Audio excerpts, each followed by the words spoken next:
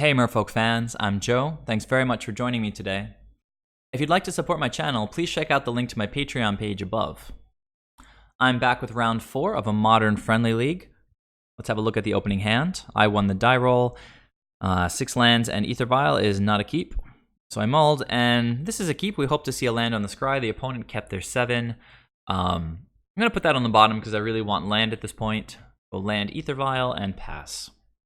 Vesuva means Amulet Titan, so they copy my island with Vesuva. Tick AEther Vial up. Do not hit my second land drop, which is a pain. So they go Serum Visions. Of course, we want to see what they do with those cards. They went bottom top and play a Cavern of Souls. So not the most explosive opening by Amulet Titan, but they do have the Amulet to play on turn 2.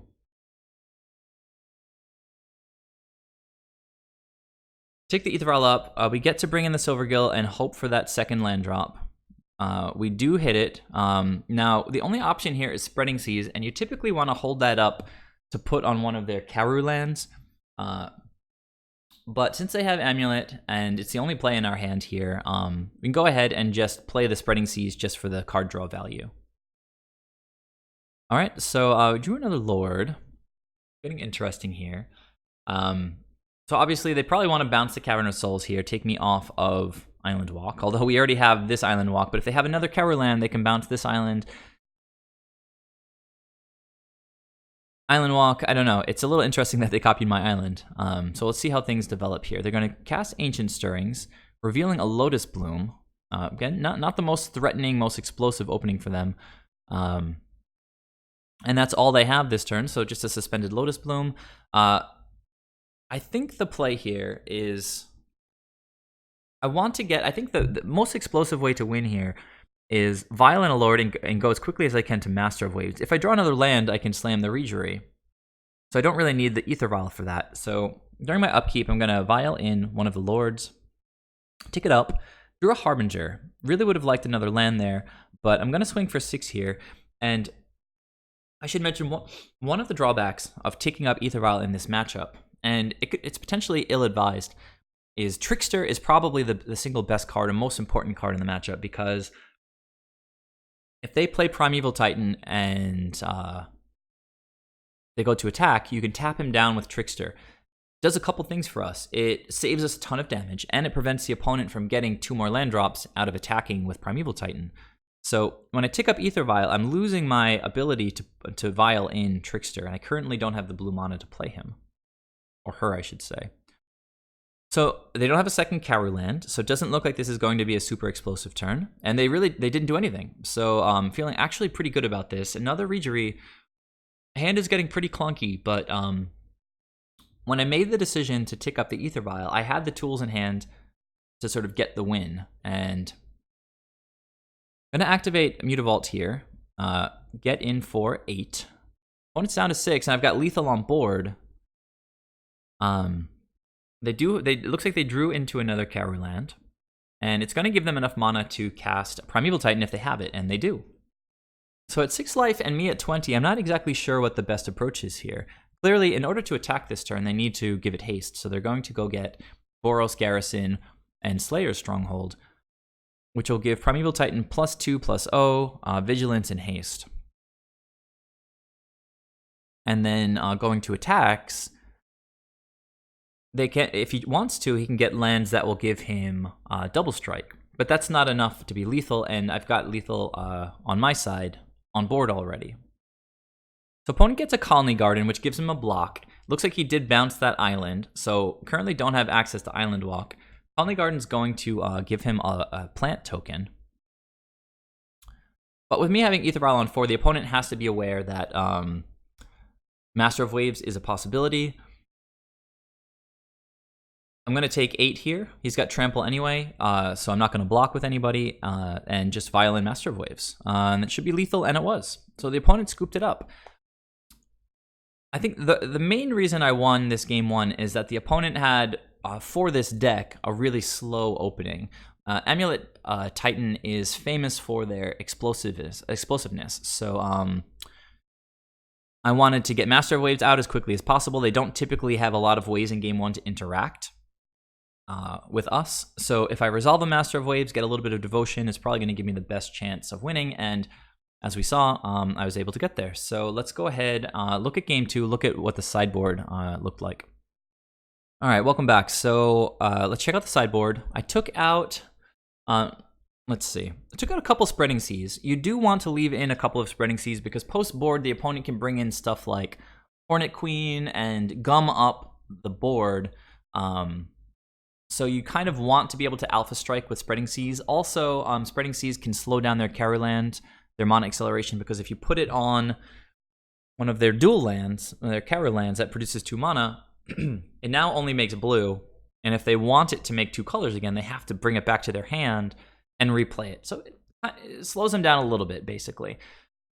So take out 2 of those guys. Took out 2 Harbingers because bouncing Titan is never really that good. But it is interaction, and we do want access to some interaction. Let's see. 1, 2, 3, 4, 5, 6 cards out. So took out 1 Reejerey to make space, took out 1 Master of Waves to make space. It is a fast matchup. We don't want a ton of high casting cost spells in our hand. We need to be able to play the cards that we draw. So just trim the curve a little bit. Brought in 4 Deprives, obviously super important, and 2 Echoing Truths. Bouncing with Harbinger can be tricky when the opponent's attacking with Primeval Titan because most of the time it has Vigilance that they give it with Slayer Stronghold. So it doesn't tap, so Harbinger can't actually bounce him. So cut a couple Harbingers, although it's possible to catch them off guard, make them tap the Primeval Titan, and then bounce him. So we leave in a couple, but Echoing Truth is just strictly better in this case as far as bouncing things. Sometimes this deck is crazy and can play multiple Primeval Titans, and Echoing Truth can just time walk them. So 4 Deprives and 2 Echoing Truths in. Now this is an interesting hand. Let's see if the opponent kept. They did, and in many matchups, this is a beautiful opening hand for Merfolk. Obviously, it needs to hit another blue source, and really 2 more lands to get Master of Waves going, and we're on the draw, so that's likely to happen. But against this particularly explosive opponent, as I mentioned, Harbinger is a bit weak. We don't have a second blue source. We don't have a Deprive. We don't have an Echoing Truth. And the only card that we can cast in our hand right now is Silvergill. So I made the bold decision of mulliganing this hand. Let's see what I get in my 6 if it pays off. Okay, so this is the risk of mulliganing decent Merfolk hands, is you can get really, really screwed on the 6. And you've been much better off keeping a playable hand with your 7. But you have to know your matchups, and sometimes these decisions can be really, really difficult. I thought that my 7 didn't do enough against this matchup. Mull to 6, and sometimes you're going to get screwed on your 6, so let's go to 5. Now this hand, to me, looks better. The first hand had a bunch of blue casting cross creatures, but this one has an AEther Vial, which makes it better in my view. So, and we get to scry a Trickster to the top, which, as I mentioned in the last game, is one of the most important cards in the matchup for us. A turn 1 Amulet means the opponent might be much more explosive this game. We get to open up with AEther Vial after drawing into that Trickster. Okay, so we're really happy not to see a carry land there. This is quite a slow opening from the opponent. They don't have Azusa or any other turn 2 play. So we get to take AEther Vial up.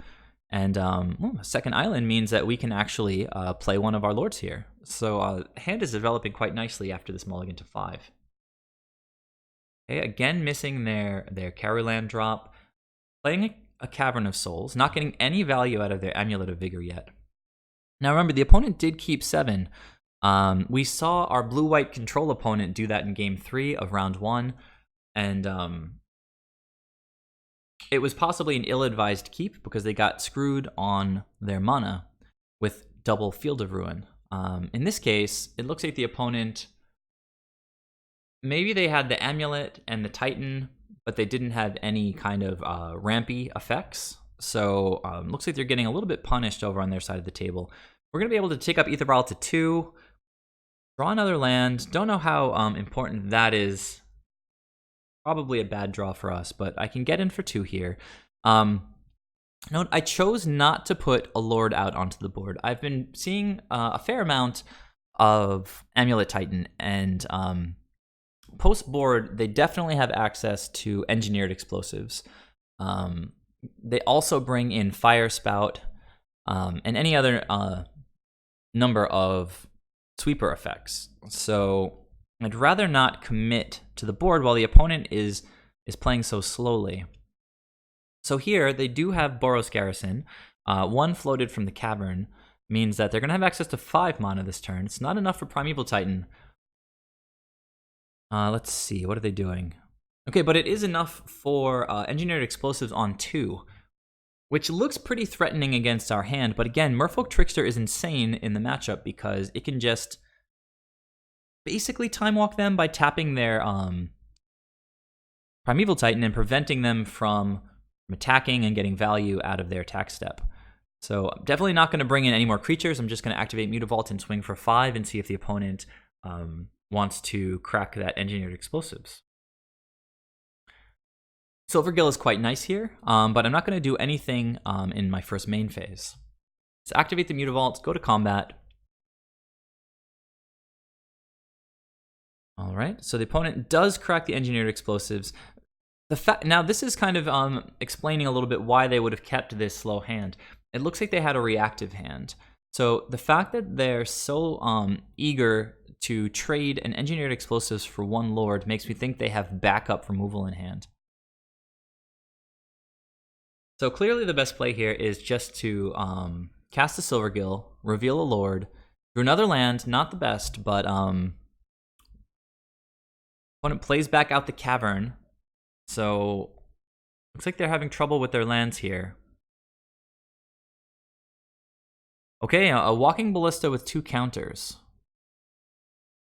That's pretty rough because if I bring in the Lord on the end step, he can just deal with him. But it looks like the opponent might have jumped the gun here, a little bit over eager. I'm going to Vial in the Lord, and now the opponent kind of knows what he's done. And it takes a second to think about it and has to commit to killing this Silvergill Adept now. Basically just wasting their Ballista on a Silvergill instead of a Lord, which he knew was in my hand. All right, so at this point, we get to swing for 5 again. We're, of course, going to leave AEther Vial on 2. Spreading Sea is pretty good because I can put it onto their Cower land, which reduces the amount of mana they're going to have access to next turn. Imagine that they top deck another forest. They would have 4, 5, 6. But by putting a Spreading Seas down there, if they draw another non-Cower land, they would have 1, 2, 3, 4, 5 mana next turn. So Spreading Seas potentially taking them off of Primeval Titan for a turn. Okay, we were hoping not to draw another land. We do hit 1, so we can just get in for 5 here. Okay, so looks like the opponent whiffed there for a turn. So passed right back to us. In this case, the lands are actually looking pretty good.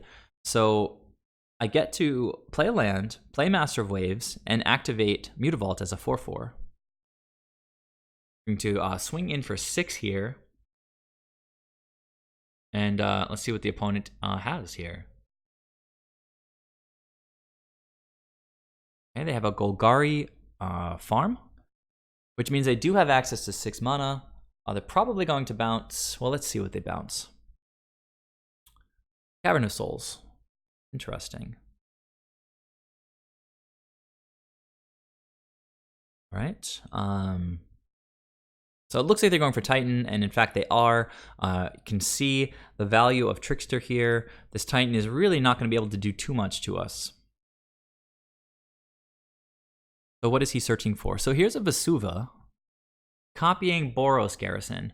So both of those enter tapped because of Primeval Titan's ability, but Vigor, Amulet of Vigor will untap them.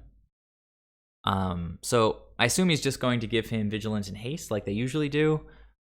But let's see. Instead, he goes for a Fire Spout, obviously cast with red. So it's going to deal 3 damage to each creature without flying. That means it's going to wipe everything away except Master of Waves. The opponent, if he attacks at this point, he doesn't have Vigilance, so you would tap him, and I'd have 5 on the crackback. He could, of course, get a Colony Guardian, create a blocker, in which case my 5 would not be lethal, but it looks like he's opting to play it safe, leaving back the Primetime as a blocker. But as I mentioned, Trickster is a little bit insane in the matchup, and there's lethal. Opponent's tapped out, and they scoop.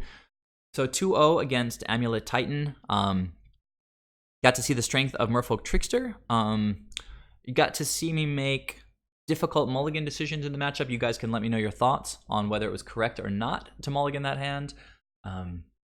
I felt that the 5 that I mulliganed to was better than the 7 that I would have potentially kept. So in my view, it was a correct decision. And yeah, I think I played well that round. It was a multi 5, and as you saw, I beat Amulet of Vigor, I beat Engineered Explosives, I beat Walking Ballista, and I beat Fire Spout, and I beat Primeval Titan. So the opponent may not have sequenced his plays the best. The Walking Ballista play was a little bit ill-advised. Slowed him down with Spreading Seas. He didn't have great lands, but always feels great when you are able to outpace the fast combo deck. Please let me know your thoughts down below. Please subscribe if you haven't already, and please check out my Patreon page if you haven't already. I'll catch you in the next video. We're currently 3-1, hoping to finish the league 4-1. I'll see you guys there.